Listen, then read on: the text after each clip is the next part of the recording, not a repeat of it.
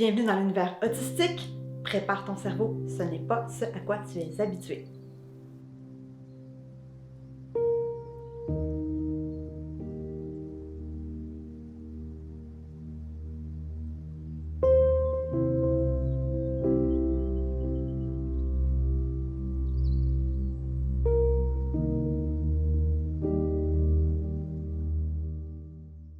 Je m'appelle Valérie Jessica Laporte et je suis une chercheuse d'étoiles. Pourquoi une chercheuse d'étoiles? Parce que quand on est une personne autiste, on apprend différemment, on apprend parfois dans le désordre et c'est important de se concentrer sur chaque petite victoire. Puis c'est comme ça qu'on demeure positif, qu'on continue à progresser, qu'on monte 3 marches pour en débouler 2, mais qu'on continue à monter quand même.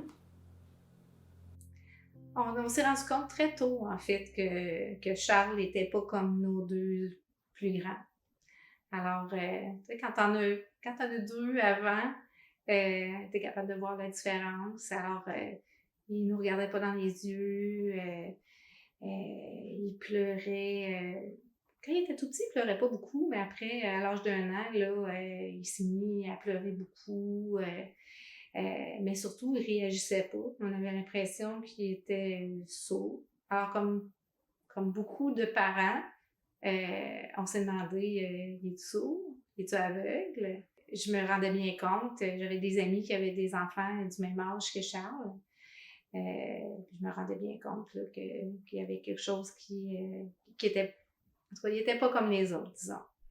Alors, une journée où on était ensemble en train de jouer avec les deux petits bébés étaient dans leur siège sur le comptoir de la cuisine. On leur faisait des gazouillis, puis le bébé de mon ami riait, puis essayait de nous attraper le bout du nez. Ben, Charles riait, mais il riait comme aux anges.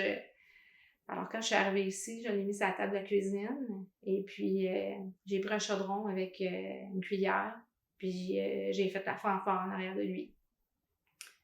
Rien du tout. Il n'a pas réagi du tout, du tout, du tout. Comme s'il n'avait rien entendu. Alors, c'est là que j'ai compris que mes inquiétudes étaient probablement fondées.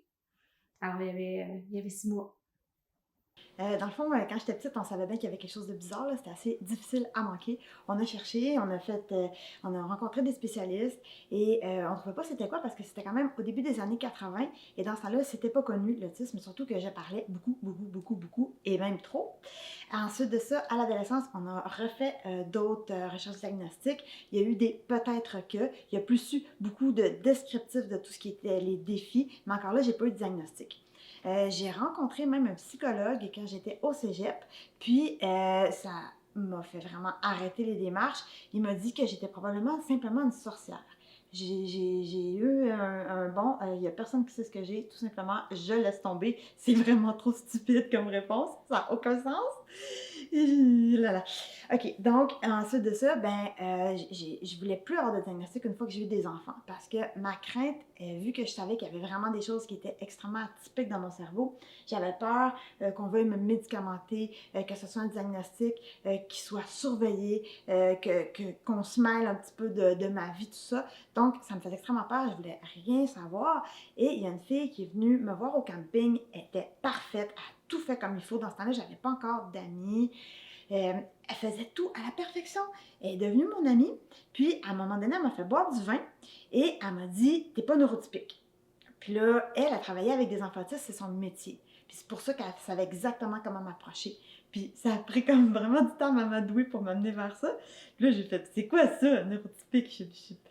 Puis là, j'avais aucune idée. Elle dit, va passer des tests. Je dis, non, je passe pas des tests. Elle dit, regarde, elle dit, t'as rien qu'à aller au privé, c'est secret. Elle dit, tu payes, si ça fait pas ton affaire, tu ne dis pas à personne. Donc, j'ai fait les tests. La madame m'a dit, t'es autiste. Mais voyons, c'est quoi cette affaire-là? Là, j'ai dit, ça se peut pas. Au début, j'étais un petit peu dans la négation. Après ça, ça a été, ben oui, exactement.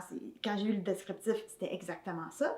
C'est vraiment moi. Là, je pensais que le monde allait plus m'aimer. Là, je me disais, mon amoureux va avoir honte. Là, j'avais comme plein d'idées préconçues parce que, tu sais, on a tous des préjugés, même si on veut pas avoir des préjugés. Tu sais, je suis une bonne personne, mais j'avais mes idées déjà dans la tête. Alors là, quand j'ai commencé à annoncer ça à l'entourage, ben là, tout le monde m'a répondu: «Mais c'est parce qu'on le savait, on n'arrête pas d'essayer de te l'expliquer depuis des années que tu es autiste, c'est toi qui nous écoutes pas». J'ai dit: «Vous m'avez jamais dit ça?» Puis là, ils m'ont dit: «Ben oui, mettons la fois on t'a dit: "J'ai écouté un film, le petit garçon, il te ressemblait tellement, il était pareil, pareil, pareil comme toi, puis il était autiste." Puis tu disais: «Ah bon?» Puis tu réagissais pas. Donc c'était comme juste, tout le monde le savait, sauf moi. Alors c'était ça et je l'ai su à 38 ans et maintenant j'ai 43 ans. C'était l'histoire de mon diagnostic. J'ai reçu mon diagnostic d'autisme TED à l'âge de 12 ans. Euh, la façon dont j'ai réagi, je savais pas trop c'était quoi. Ben, quand on m'a l'expliqué, j'ai dit. Des fois, je me disais, non, c'est pas moi qui fais. C'est pas moi ça. Ben ça, c'est moi par exemple. Je me disais, ça avait de l'allure ce qu'il disait, mais on dirait que j'étais comme. Je me sentais surpris. Je savais pas que ça se pouvait que j'aie un diagnostic de même. Puis là, au fil des années, j'étais content d'avoir ce diagnostic-là. Ça m'a donné plusieurs avantages. Mon chien Mira Sega, c'est ça, j'ai découvert de nouveaux amis. Puis ma logique est sensationnelle. Puis j'aime ça. C'est comme un atout. On a finalement eu un diagnostic à Charles avait 3 ans et demi. Ça faisait déjà depuis qu'il y avait quelques mois que je me posais des questions. On avait vu le pédiatre à 7 mois qui nous avait envoyé faire. C'est là qu'on avait commencé la ronde des spécialistes. Et puis finalement, on a eu un diagnostic à l'âge de 3 ans et demi. Puis honnêtement, on l'attendait, ce diagnostic-là, dans le sens où on espérait on croyait, je pense un peu naïvement, euh, que ça allait nous faire du bien et puis qu'enfin, on allait savoir qu'est-ce qu'il y avait puis comment intervenir. Puis honnêtement, c'est pas comme ça que j'ai reçu. Non, ça a été pour moi une grosse débarque. Le début d'une période très, très difficile où là, une espèce de sentiment de culpabilité énorme. J'avais vraiment l'impression que, même si je ne l'avais pas voulu consciemment, que j'étais responsable de ça. Alors, j'étais aussi responsable de l'évolution. Ça m'a pris une thérapie pour comprendre que l'évolution ne dépendrait pas juste de moi, en fait. Je pouvais aider, mais que j'allais pas tout changer, en fait. L'autisme est un trouble neurodéveloppemental. Un des premiers aspects qui est touché, c'est au niveau de la communication. Selon les autistes, on n'est pas affecté de la même manière. Un autiste pourrait être non-verbal. Un autiste pourrait faire énormément de d'écholalie. Un autiste pourrait avoir de la difficulté à comprendre les autres personnes, les non-dits, les intentions et les communications qui sont plus subtiles. Mais pour tous les autistes, la communication est affectée. Le deuxième aspect, ce sont les intérêts spécifiques. 90% des autistes les auraient. Avant, on les appelait les intérêts restreints, mais c'était un petit peu péjoratif parce qu'on a aussi d'autres intérêts. C'est des intérêts qui sont très forts et qui font en sorte que certains autistes développent des compétences exceptionnelles dans certains domaines parce qu'ils y sont très intéressés et accumulent énormément de connaissances sur ces sujets-là. En autisme, c'est comme si on pigeait dans un bol et qu'on attrapait toutes sortes d'autres choses autour. On se ramasse à être beaucoup, à avoir des problèmes au niveau de la coordination, de la dyspraxie. Il y en a beaucoup qui ont le TDAH. On peut avoir des troubles de l'opposition, des troubles d'apprentissage, les dys comme la dyslexie, la dyscalculie. On a les troubles anxieux. Ça, on est très peu à ne pas les avoir. Il y a le trouble obsessif-compulsif qui revient beaucoup. Les troubles de la modulation sensorielle, du langage dont on a parlé précédemment. Ensuite, il y a la dépression, les troubles du sommeil qui sont à ne pas négliger. Et on est beaucoup plus de personnes à avoir l'épilepsie parmi les autistes que la population générale, ainsi que des troubles gastro-intestinaux. C'est comme si on avait un bol avec plein de trucs à piger dedans et on pigeait les choses qu'on allait attraper quand on est une personne autiste. On peut les attraper ou pas. Moi, mon réflexe, quand on a eu le diagnostic, ça a été de... Je voulais le guérir. C'est inconscient. Ça m'a pris du temps à comprendre, mais c'est ce que je voulais. Alors, je me suis mis à fouiller sur Internet, qui était nouveau à l'époque en plus. Je suis allée à la bibliothèque chercher des livres, essayer de comprendre premièrement c'était quoi l'autisme. Et puis, malheureusement, je suis tombée sur un livre qui parlait de la mère réfrigérateur. Tu sais, les livres qui incriminaient, en guillemets, là, la mère. Et puis, donc, j'avoue que ça a été assez traumatisant de penser que c'était peut-être parce que, à cause de moi, finalement, qu'il était comme ça. Mais honnêtement, ça, j'y ai pas vraiment cru. Même si je l'ai lu, là, j'ai jamais pensé, par exemple, que c'est parce que j'étais froide avec lui qui était autiste. Je sentais que j'avais une responsabilité, mais je croyais pas que c'était parce que je manquais de chaleur auprès de lui.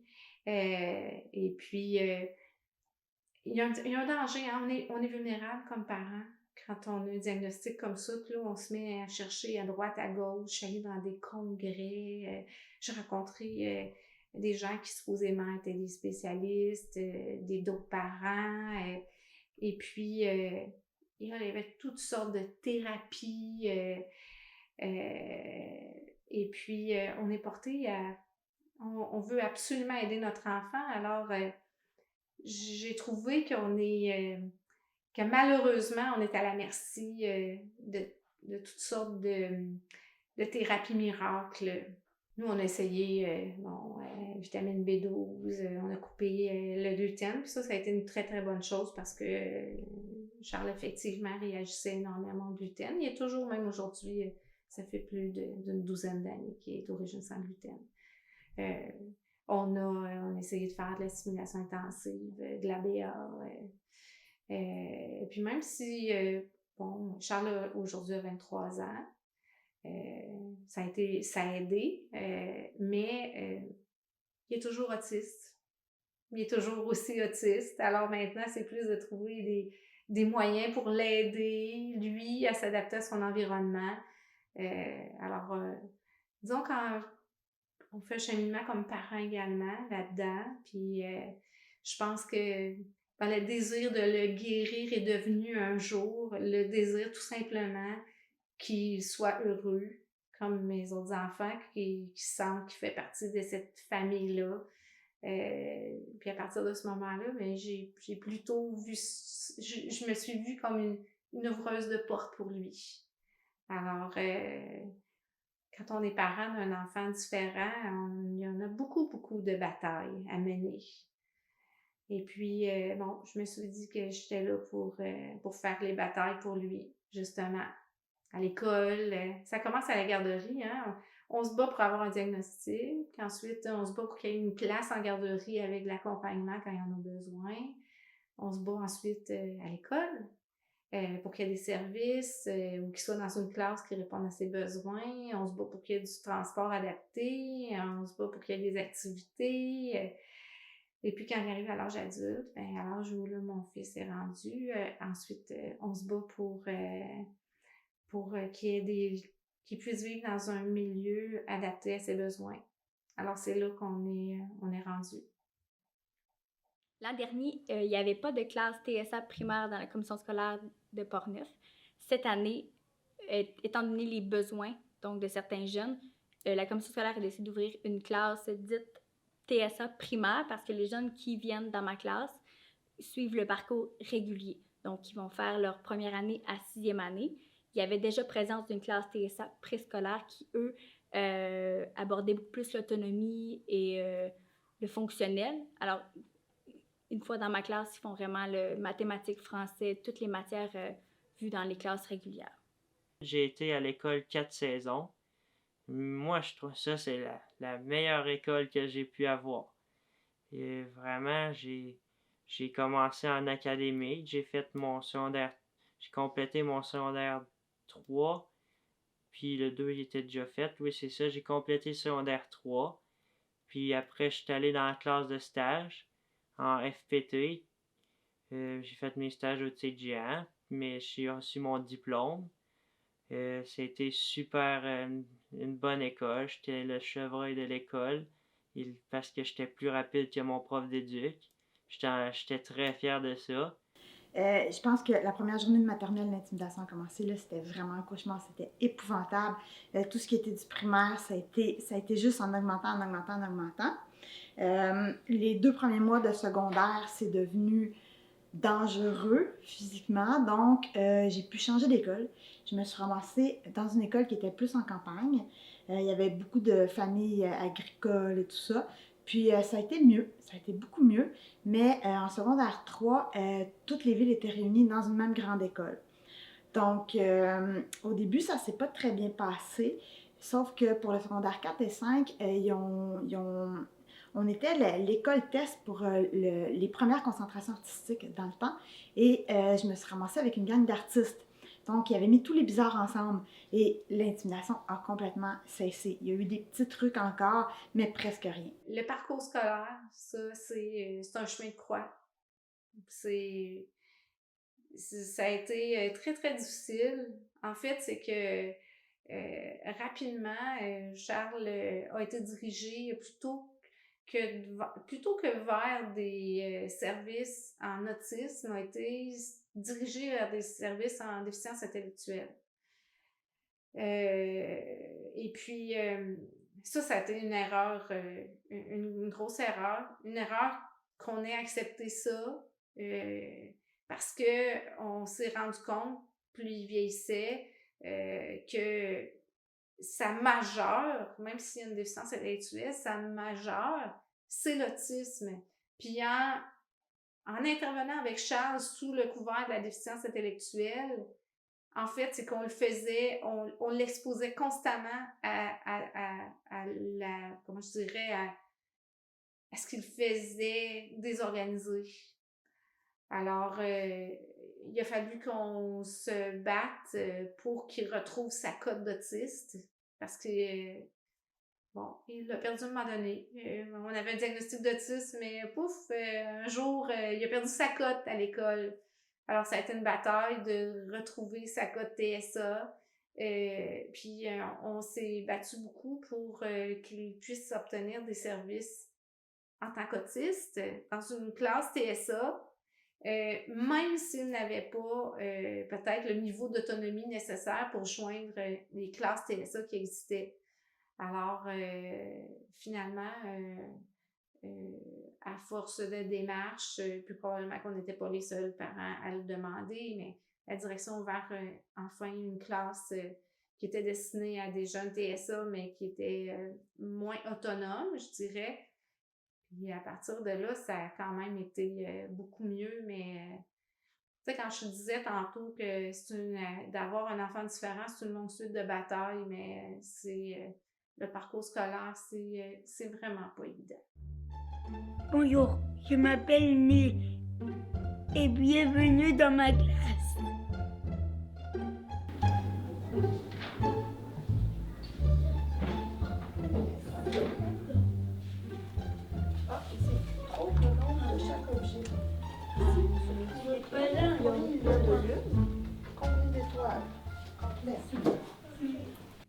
J'ai 6 élèves dans ma classe. 6 élèves qui, oui, sont dans des niveaux différents, mais qui ont des objectifs bien différents également. Qui dit objectif dit système de renforcement. Donc, les systèmes de renforcement sont des systèmes qu'on met en place pour stimuler l'atteinte des objectifs. Donc, encore une fois, c'est individualisé dans le sens où les jeunes n'ont pas tous les mêmes objectifs. Je pense entre autres à un jeune qui, oui, son objectif, c'est de s'habiller plus rapidement dans le corridor. Donc, une fois dans le corridor, on a le système qui est en place pour le corridor. Il s'accumule des morceaux d'étoiles pour avoir un 5 minutes de tablette, les fameuses tablettes qui sont très, très stimulantes et un très bon renforçateur. Je pense entre autres aussi à un élève qui, lui, c'est plutôt le refus. Donc, quand on lui demande une tâche, s'il ne refuse pas, lui, ça accumule un morceau de casse-tête parce que c'est pas les étoiles pour tout le monde, c'est des casse-têtes pour certains jours. Puis, il s'accumule des morceaux de casse-tête, puis à la fin, s'il est parvenu à avoir ces 4 morceaux de casse-tête, bien, il y a son renforçateur qui n'est pas la tablette, qui va être autre chose pour lui. Donc, chacun de mes élèves a leur système.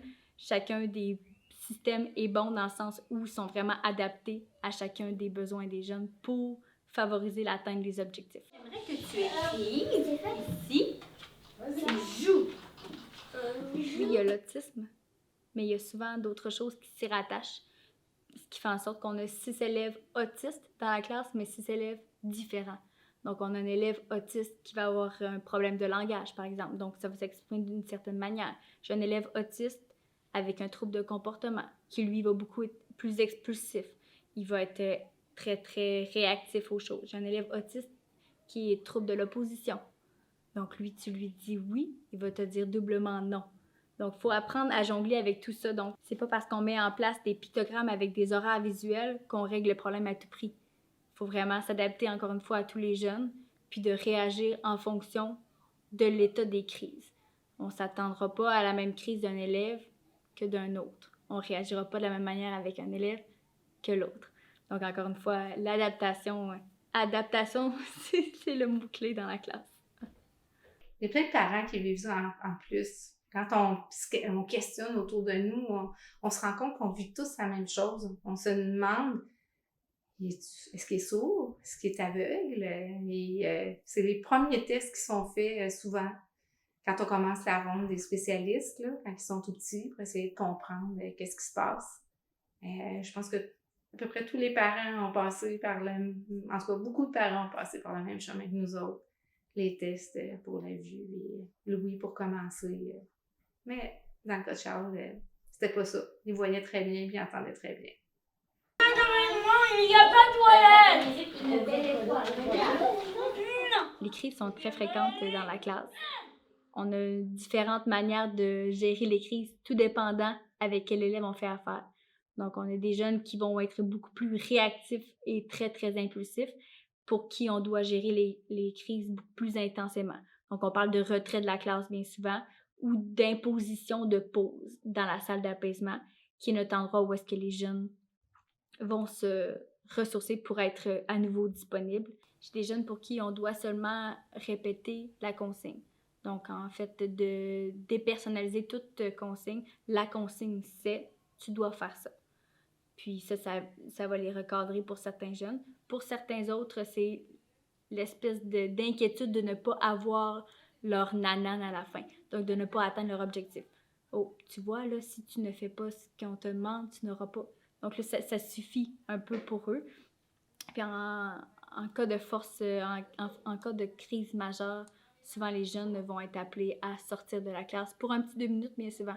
Les expulsions de la classe sont très rares, les expulsions de l'école aussi. On est conscient que les jeunes ne sont pas en total contrôle avec ce qu'ils font. Donc, s'ils tapent un adulte ou s'ils leur crachent au visage, c'est pas nécessairement parce qu'ils voulaient leur cracher au visage qu'ils voulaient le taper, ils étaient plus en réaction. Donc, on est conscient de tout ça. Puis, 2 minutes, bien souvent, aller marcher autour de l'école, puis aller leur dire qu'on va aller visiter la bibliothèque suffit pour les recentrer, puis les réintégrer puis fonctionner à nouveau. Donc, 2 minutes avant, boum, 2 minutes après, hi. C'est comme ça dans ma classe. Certains éléments sont très importants dans ma classe. Je pense entre autres à la salle d'apaisement, qui est une salle où est-ce que les jeunes vont quand ils sont en surcharge cognitive ou une place pour vraiment se reposer. Ensuite, j'ai les pictogrammes, donc tout ce qui est séquence visuelle est très, très, très important dans la classe, que ce soit pour les temps de pause, les routines, l'horaire. Donc, tout est très, très visuellement représenté. Puis, j'ai le time timer, notre meilleur ami, qui, encore une fois, permet de voir le temps qui reste. Fait que visuellement, c'est beaucoup plus représentatif pour les jeunes que de leur dire « il vous reste 5 minutes ». Donc, ils voient le temps qui leur reste, puis ça les permet de s'autogérer aussi, puis de gérer leurs tâches. La technologie est très, très omniprésente dans la classe, que ce soit les tablettes, le tableau interactif, les ordinateurs. Tout ce qui est technologie dans la classe est utilisé de manière quotidienne. Donc, que ce soit en renforcement, les tablettes sont de très bons renforçateurs, que ce soit pour l'apprentissage, donc au niveau de l'académique, la barrière du social, que les TSA vont avoir beaucoup de difficulté. Donc, écouter la personne qui parle, c'est beaucoup plus problématique que d'écouter une vidéo ou de jouer à des jeux qui apprennent. Donc, moi, mes jeunes apprennent beaucoup à lire sur la tablette, apprennent à faire des additions, des soustractions avec la tablette. Puis, le TBI, qui est le tableau interactif, nous permet de visualiser beaucoup de choses. Donc, on a fait des apprentissages, oui, théoriques, mais on visualise beaucoup pour qu'ils se représentent les choses, donc qu'ils fassent du sens finalement avec ce que j'ai dit. Il veut venir te voir, je pense, hein? Je vais le tenir, tu peux le flapper. Il va doucement. Est-ce que tu flattes sa tête? Il veut jouer, hein? Il veut jouer, tantôt on va faire jouer. Un autre élément qui est très important dans la classe, c'est tout ce qui apporte une diminution sensorielle. Donc on parle de la lumière qui est beaucoup tamisée, qui est bleutée pour ne pas que ça les affecte. On parle du bruit aussi, donc tout ce qui est interphone, c'est coupé dans ma classe. J'ai un coupe-bruit en dessous de ma classe, en dessous de la porte de ma classe. Puis les jeunes vont surtout utiliser les coquilles qui sont des coupeurs de bruit, si on veut du bruit ambiant, parce que souvent les bruits ambiants, ça les empêche de travailler, d'être fonctionnels, du fait que c'est une surcharge, encore une fois, qui entre, puis qui les empêche de fonctionner. Aussi, tout ce qui est séquence visuelle. Donc, mes horaires, moi, sont très, très visuels. Faites votre X, c'est une consigne que je répète continuellement pour qu'ils soient en mesure de se gérer dans le temps, parce que la gestion du temps est très complexe pour eux. Tout ce qui est qu'est-ce qui s'en vient, qu'est-ce qui vient de se passer, est-ce que je suis rendue où? Des fois, mes élèves me posent ça comme question, on est rendu où? Puis là, je les réfère à leur horaire. Tout fonctionne avec des pictogrammes dans ma classe, qui sont en fait des représentations de certaines choses, de certains éléments qui vont être très, très importantes pour les jeunes. Donc, on parle de la salle d'apaisement, elle va être représentée avec un icône. La pause, c'est un icône.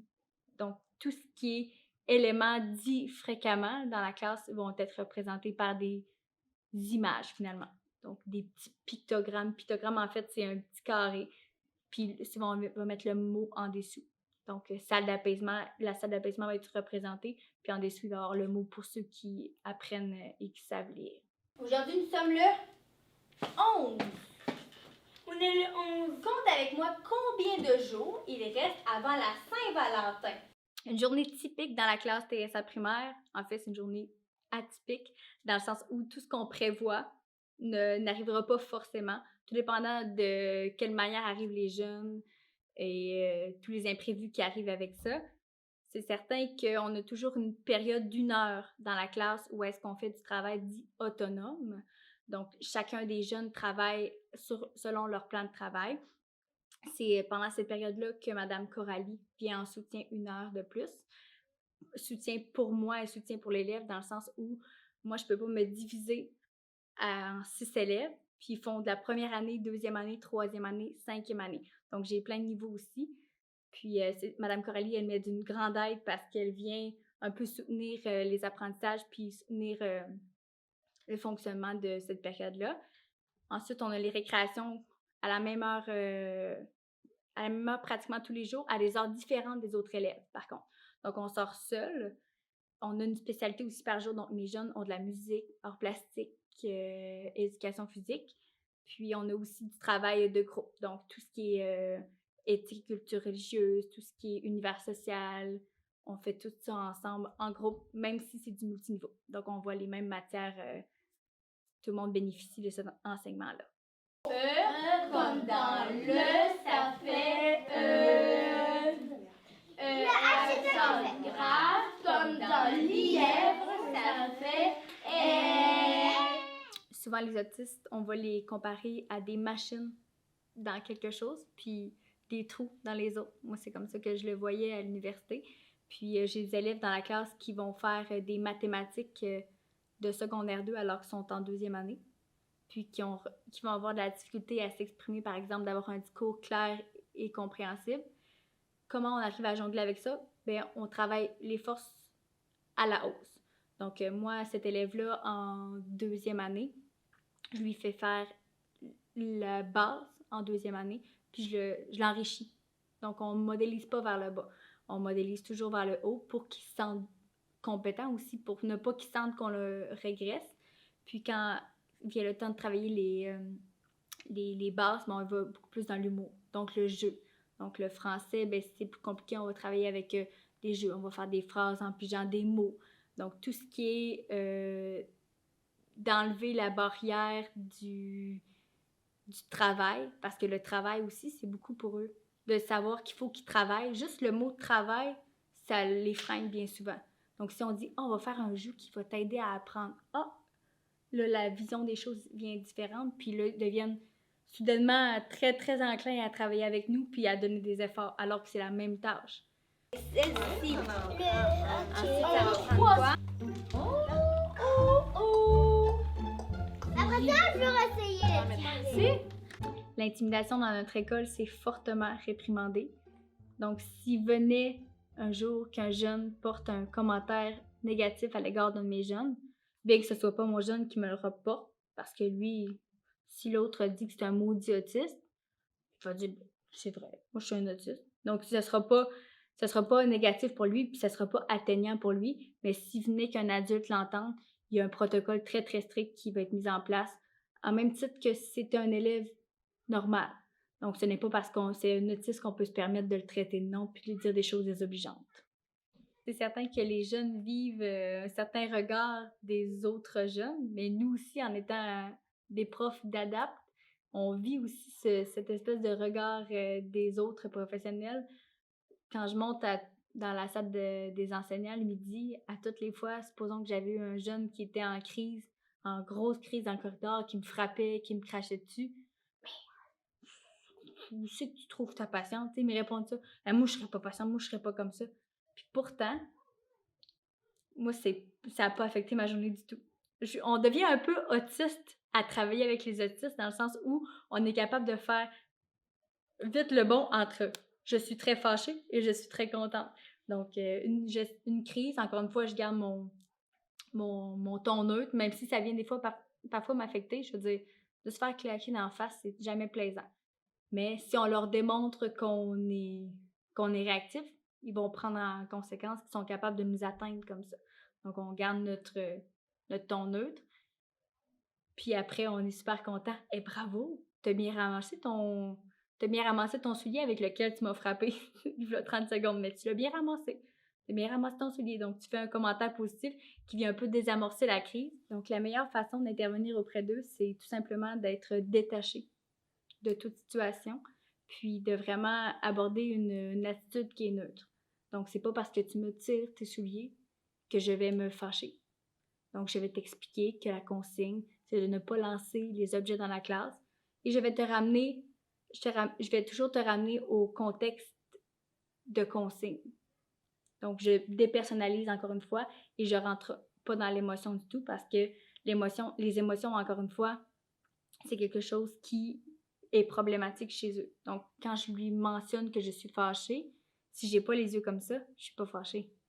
Donc, il faudrait toujours que j'ai la représentation, que mon facial corresponde à ce qu'ils ont de la représentation de fâché. Être triste, tu ne peux pas être triste si tu n'as pas de larmes. Moi, il y a un élève qui m'avait dit ça. Mais t'es pas triste, t'as pas de larmes. Je suis triste quand même. Donc, faut enlever tout ce qui est émotion, puis il faut vraiment les retourner avec la consigne, puis leur montrer que peu importe ce qu'ils vont faire, peu importe comment ils vont réagir, nous, on est là pour intervenir, puis finalement qu'on veut leur bien. Je pense que c'est ça le beau de notre travail.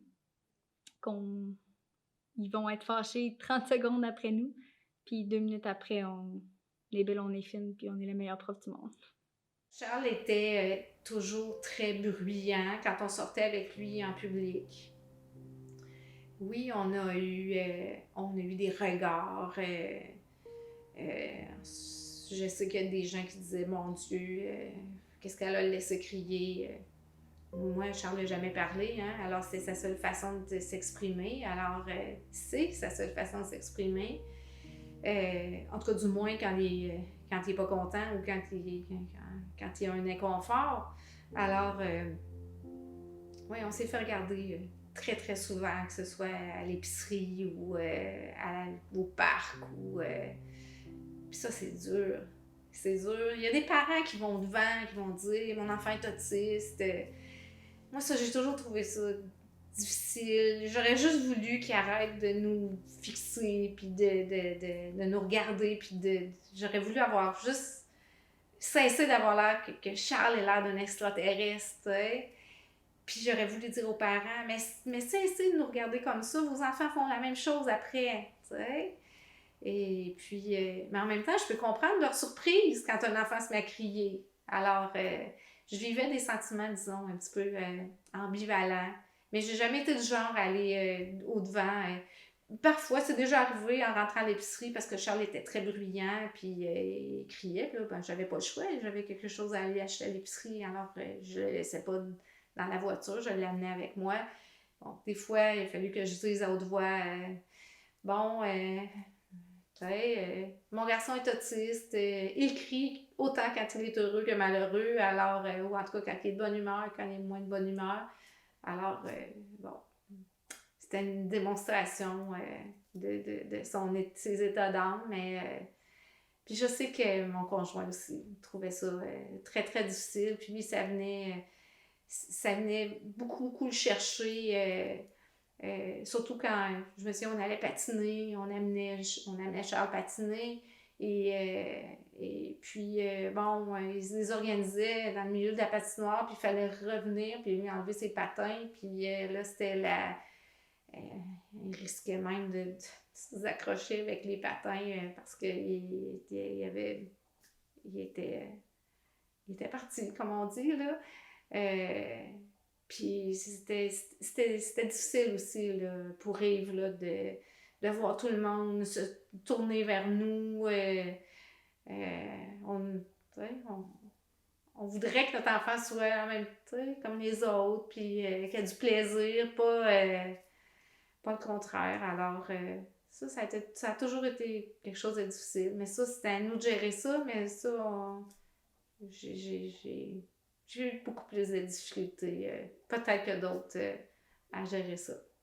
Je me souviens quand on allait au parc, soit que les gens nous fixaient, ça quand Charles était bruyant ou quand il se désorganisait, ou bien il y avait des gens très très bien intentionnés qui venaient me voir. Puis qui me disaient ah, mon fils de ma belle-sœur ou de mon voisin, ou ouais, il ressemble, il est comme ça. Puis là, ils se mettent à te raconter. Je pense que les gens sont bien intentionnés, ils veulent que tu te sentes peut-être un peu mieux, là, mais ça aussi, je trouvais ça difficile d'avoir à écouter l'histoire du beau-frère, de la belle-sœur, quand moi, mon enfant était là, j'essayais juste de gérer, puis j'avais déjà mes difficultés, puis je me disais, ben, tu sais, bon, reconnais mes difficultés avant de me parler de ce que vit ton beau-frère ou ta voisine, mais ça aussi, c'était pas winner, je dirais. Ce qui me fâche, c'est surtout de je crois que c'est de plaire. C'est dur de plaire à quelqu'un.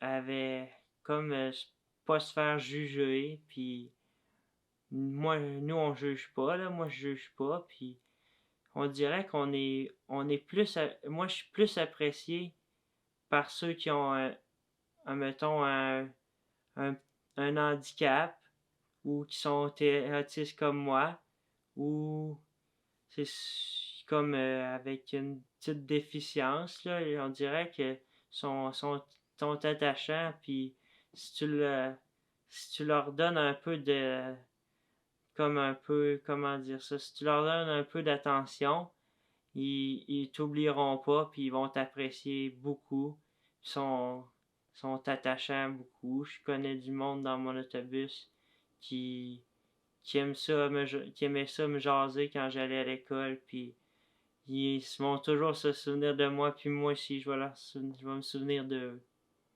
Comme on l'illustre, le casse-tête, c'est bien parce que chaque entrée est un puzzle, chaque entrée est un morceau, puis eux, ils doivent faire l'effort de les placer ensemble, tandis que nous, c'est pourtant simple de voir quelque chose que A plus B plus C, ça fait la comptine, mais eux, c'est plein de casse-têtes qui leur sont donnés, qui leur sont pratiquement lancés, puis eux, après, doivent faire le travail mental. Quand je vous parlais de surcharge cognitive, c'est ça, c'est que trop de casse-tête en même temps qui arrivent, puis ils sont pas capables de placer les morceaux de manière de séquence logique. Puis là, ils doivent s'adapter après, tout faire le travail mentalement, puis c'est fatigant souvent pour eux. Le bleu. Le bleu, là, pour moi, là, c'est la couleur la plus exaltante. Ça m'apaise, en même temps, ça m'excite.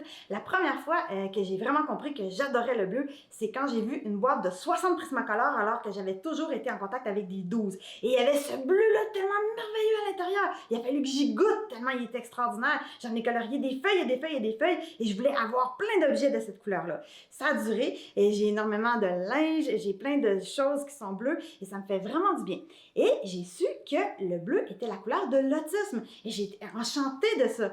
J'ai été enchantée de ça, que ce soit la couleur de l'autisme, mais j'ai appris aussi qu'il y avait une polémique et qu'il y avait des gens qui préféraient avoir le ruban infini multicolore. Et ce qui arrive, c'est que l'autisme a souvent été associé à l'enfance. Le casse-tête bleu, le bleu pour les garçons.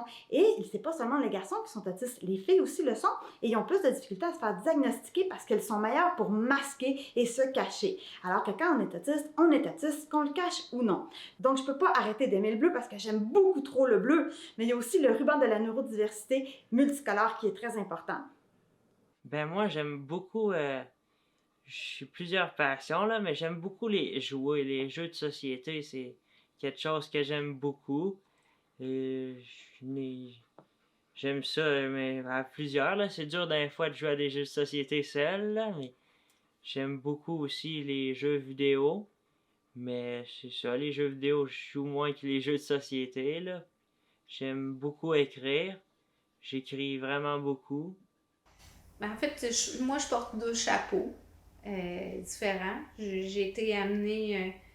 un jour, j'ai eu besoin de me sortir de ma problématique familiale. Puis j'ai pensé que ça pourrait peut-être me faire du bien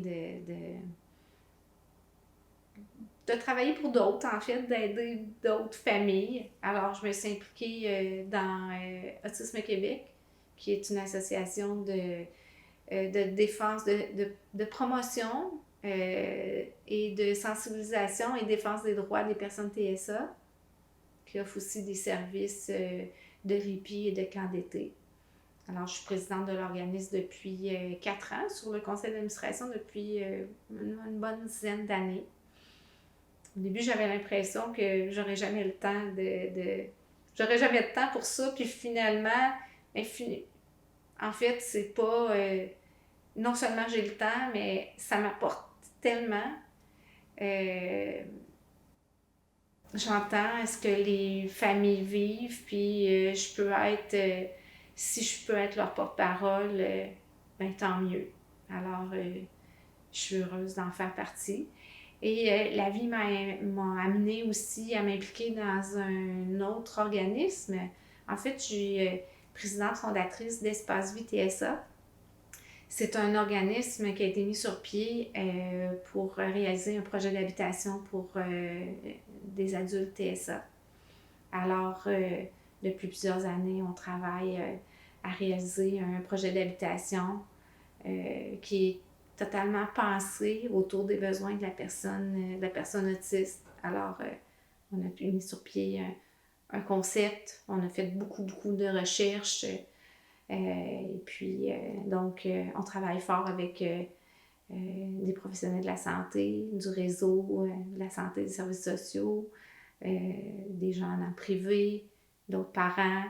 Alors, on travaille fort pour essayer de changer justement le modèle résidentiel, pour essayer de faire en sorte que nos gouvernements modifient leur offre de services complètement. Alors, si on peut mettre une épaule à la roue, on était très heureux de pouvoir influencer la réflexion. Et puis, dans le cadre d'Espace Vie TSA, bien, chaque année, c'est un organisme sans but lucratif, alors on a besoin de fonds. On fait une activité qui s'appelle Courir pour l'autisme. C'est déjà notre 7e édition cette année, en 2020. Donc, on organise une course au mois de septembre et on invite autant les sympathisants, les coureurs qui veulent sympathiser à la cause de l'autisme que des familles, des personnes TSA elles-mêmes, Il y en a qui viennent courir ou qui viennent marcher. Alors, c'est une belle journée qui leur est destinée. Puis ça nous permet en même temps de ramasser des sous pour l'organisme. Il y avait un concours à Radio-Canada, c'est les prix de la création, et il s'agissait d'écrire une nouvelle. Donc, je suis allée voir de quelle façon ça fonctionne, une nouvelle. Et là, j'ai vu qu'il s'agissait d'écrire un texte qui est très court, que l'histoire se déroule très, très, très rapidement, et que c'était, mettons, 1800 mots et moins, et qu'il devait avoir à la fin une chute, ou encore mieux, une double chute. Alors là, ça m'a trotté dans la tête, et je suis allée prendre ma douche, et tout d'un coup, dans la douche, j'ai eu une illumination. Toute l'histoire est apparue d'un trait. Je me suis précipitée parce que je partais d'une minute à l'autre. Et en moins de 20 minutes, là, j'avais écrit le grand jet de l'histoire avant de partir, tout croche avec plein de fautes, là, mais j'avais mon histoire. Et j'ai participé et j'ai été dans les finalistes. Ça m'a donné un beau prix de 1000 $. Et là, ça m'a encouragée. Et là, ensuite de ça, il y a Kim Thuy qui a lu l'histoire, qui a adoré, qui a approché son éditrice pour qu'elle-même m'approche. Il y avait d'autres éditeurs qui m'avaient approché pour que j'écrive des choses, vu que mon blog, c'est quand même bien, mais j'avais jamais été assez accompagnée là-dedans. Et là, quand j'ai eu l'offre de Groupe Librex, j'ai embarqué et là, j'ai écrit le roman de l'histoire parce qu'il y avait vraiment un roman à faire avec l'histoire. Là. Dans ma tête, elle était bien plus longue que 1800 mots et moins. Et c'est méconnaissable. C'est l'histoire d'une petite fille qui est autiste et qui fait une fugue et elle se transforme pour disparaître. Elle se rase les cheveux. Elle devient un petit garçon visuellement et ça lui permet de fonctionner anonymement tout un été et de découvrir un paquet de choses. C'est vraiment de la fiction. L'enfant vit plein d'aventures, mais comme elle est autiste, bien, ça me permet de lui donner mes yeux pour vivre ces aventures-là. Et là, le roman est en lice pour le prix du premier roman. Et je suis dans les finalistes. Je vais avoir des nouvelles d'ici la fin du mois. Et aussi, j'ai gagné le prix découverte au Salon du livre du Saguenay-Lac-Saint-Jean. Je suis vraiment contente. Et en plus, il est bleu. Puis il est doux. Ben, dans notre société, je dirais qu'il manque plus d'écoles pour les TSA. Pour comme l'adaptation, puis avec du personnel pour les encadrer, suivi en psychologie, puis comme vraiment du monde pour répondre à nos questions parfois. Je crois qu'il faut faire beaucoup plus de place et accepter de mettre plus de sous pour qu'ils soient bien, pour créer des milieux où ils vont être bien. Là, on parle récemment de Maison des aînés. Je salue cette initiative-là. Je pense qu'il faut aller encore plus loin que ça. Et puis, il faut offrir à nos personnes qui ont un TSA des milieux qui vont être pensés entièrement pour eux. Alors, ensuite, je crois qu'on va pouvoir voir les bénéfices de ça. C'est beaucoup de coûts pour la société quand on maintient des gens dans des milieux qui entraînent plus de désorganisation que le contraire. C'est des hospitalisations. Ça coûte beaucoup plus cher à la société, à mon avis, de continuer à mal faire les choses que d'investir pour bien faire les choses. Je pense que ce que j'aimerais dire à des nouveaux parents, c'est qu'ils vont passer par plein d'émotions. Avoir un enfant qui a un handicap, c'est un peu comme un deuil, dans le sens où ça prend du temps comme parent à ce qu'on accepte que notre enfant ne sera pas comme les autres. Puis quand on vient de recevoir le diagnostic d'un enfant de 2 ou 3 ans, je pense qu'on n'est pas nécessairement prêt à accepter le fait qu'il va rester autiste. Mais comme parents, on évolue là-dedans. Puis comme famille, je crois qu'on réussit à trouver le moyen quand même. Je ne fais pas juste le croire, je le sais. Yves et moi, on est toujours ensemble depuis 35 ans. Même si l'autisme, c'est un défi pour nous. On est toujours un couple. On a 2 autres enfants qui sont heureux, épanouis. Puis je pense qu'on a réussi à développer une résilience qui nous permette d'être heureux. Mais je pense qu'à partir du moment où on accepte que notre enfant sera peut-être pas ce qu'on a pensé, en fait, c'est que, vous savez, l'histoire qui dit j'ai acheté un billet pour aller en Chine, mais finalement, je me retrouve en Russie. J'avais appris à parler chinois, hein? Je m'étais je m'étais acheté des vêtements pour me fondre à la Chine. Mais finalement, c'est en Russie que je m'en vais. Je sais pas parler le russe. Je connais pas la température là-bas. Je sais pas comment je dois m'habiller, mais c'est la même chose. On apprend à s'adapter à cette situation-là qu'on n'avait pas choisie. Notre enfant non plus, hein, d'ailleurs. Puis il y a moyen d'être heureux quand même. Un jour, on l'est. Au début, c'est difficile. Au début, j'ai moi-même sombré pendant plusieurs mois.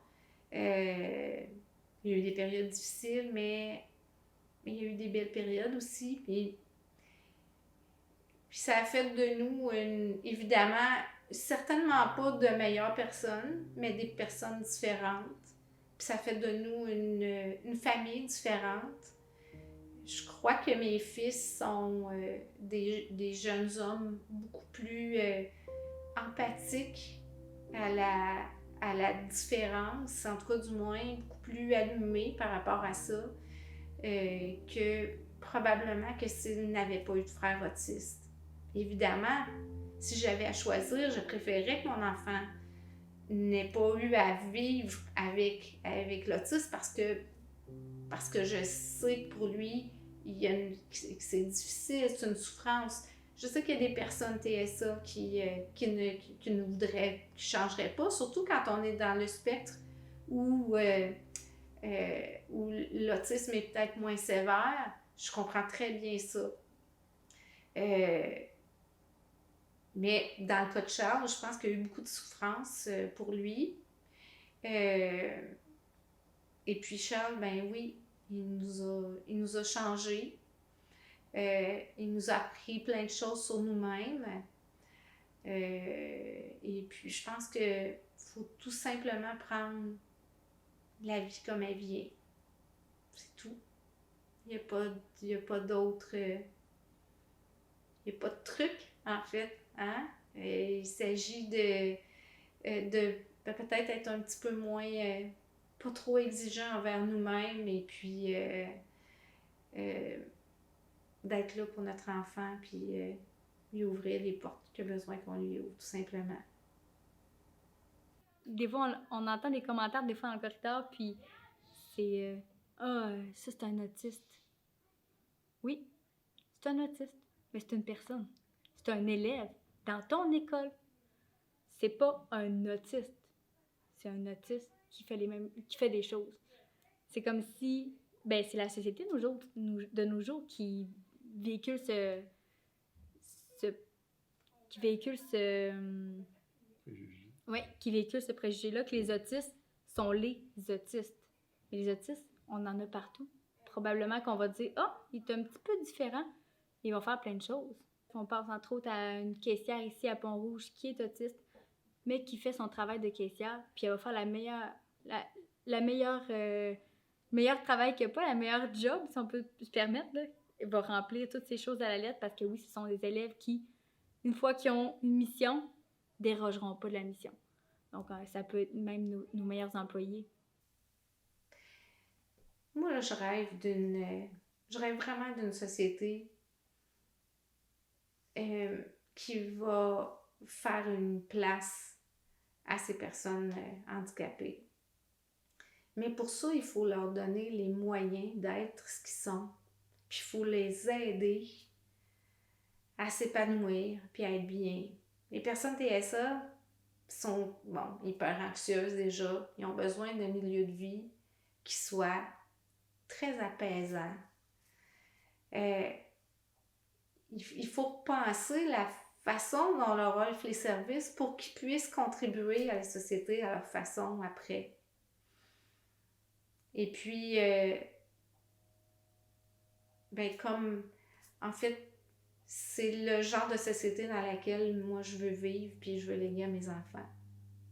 Avant, là, la différence là, dans la mentalité des gens, il fallait que ça soit anéanti. Okay? Donc, c'était de prendre les gens et d'en faire des petits robots et de les rendre comme « faut que tu sois comme ton ami ». Mais là, c'est de moins en moins ça. Les gens sont plus ouverts, puis la société est de plus en plus consciente des forces que ça a d'avoir des personnes qui ont des visions différentes puis des fonctionnements différents. Donc, on mise de plus en plus sur les forces des personnes. En plus de ça, comme il y a énormément de gens qui sont sortis puis qui se sont mis à l'avant, puis qu'on a vu, les gens ont souvent peur, et c'est normal, de ce qui est différent, puis qu'on n'a jamais vu. Mais comme là, les autistes, on est là, tout partout, bien, les gens sont de plus en plus habitués, donc ça devient moins quelque chose de « c'est quoi ça, ça va faire quoi, c'est-tu dangereux, cette bébête-là? » Tu sais, on est juste là, puis en plus de ça, on est de mieux en mieux outillés, on se réunit, on discute ensemble, il y a les technologies pour qu'on puisse s'en parler. Alors, moi, je pense que dans les prochaines années, c'est vraiment une condition qui va être de plus en plus agréable à vivre. Puis on va pouvoir plus atteindre notre plein potentiel aussi. Si tu as, toi aussi, l'autisme, dis-toi que tu vas avoir probablement un parcours différent, atypique, tu es unique. Ce qu'il faut, c'est que tu continues à être un chercheur d'étoiles et que tu mises sur tes forces, à toi, pour atteindre ton plein potentiel.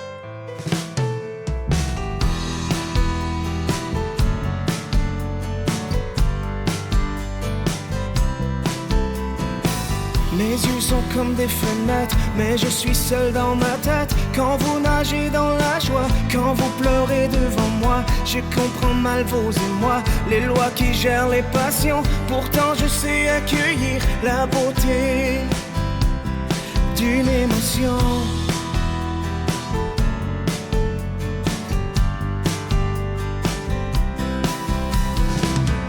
Ils disent que je suis Asperger. Je viens peut-être de Jupiter. Mes regards dans le vide souvent vous intimident, mais c'est là que résident tous mes rêves d'argile. C'est un planétarium, le grand pays du silence. Je suis un métronome, suivez-vous mes cadences. Oh, oh, oh. Ils disent que je suis Asperger.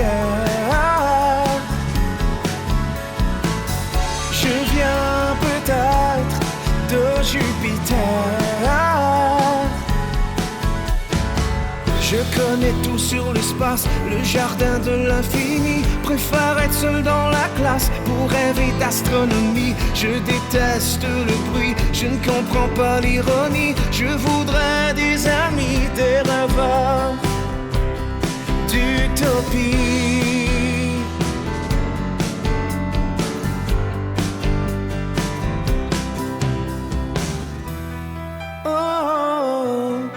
Je suis un satellite, un poète en orbite. Oh, et de jour et de nuit, j'accepte qui je suis. Qui je suis. Ils disent que je suis Asperger. Je viens peut-être de Jupiter. Mes yeux sont comme des fenêtres, mais je suis seul dans ma tête. Mes regards dans le vide souvent vous intimident. Je connais tout sur l'espace, le jardin de l'infini. Je suis un métronome.